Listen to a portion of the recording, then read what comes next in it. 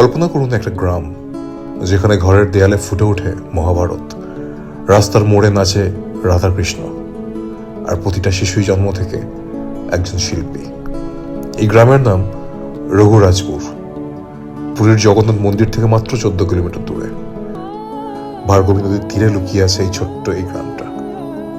প্রতিটা ঘর এখানে একটা গ্যালারি, প্রতিটা মানুষ একজন শিল্পী। বছর বছর ধরে এখানের মানুষেরা পটচিত্র এঁকে আসছেন। কাপড়ের উপর রং আর তুলির ছোঁয়ায় জীবন্ত হয়ে ওঠেন ভগবান জগন্নাথ, রাধাকৃষ্ণ। তাল পাতায় খোদাই, মাটির মুখোশ, কাঠের পুতুল, পেপার মেশে খেলনা।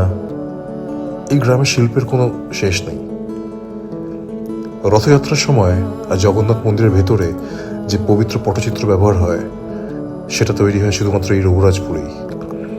এই গ্রাম ভারতের একমাত্র জায়গা যেখানে সেই পবিত্র পটটা তৈরি হয়।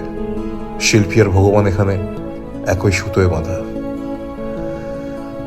দিন শেষে পুরীর সমুদ্র যখন পায়ের কাছে এসে আছড়ে পড়ে, মনে হয় পৃথিবীর সমস্ত ক্লান্তি ধুয়ে নিয়ে যাচ্ছে ওই ঢেউ। আর বিকেলের সোনালী আলোয় যখন জগন্নাথ দেবের মন্দির জ্বলে ওঠে, বুঝতে পারি কেন লক্ষ লক্ষ মানুষ বারবার ছুটে আসেন এই পুরীতে। এই ভ্রমণ শুধু চোখের নয়, এটা আত্মার। জয় জগন্নাথ।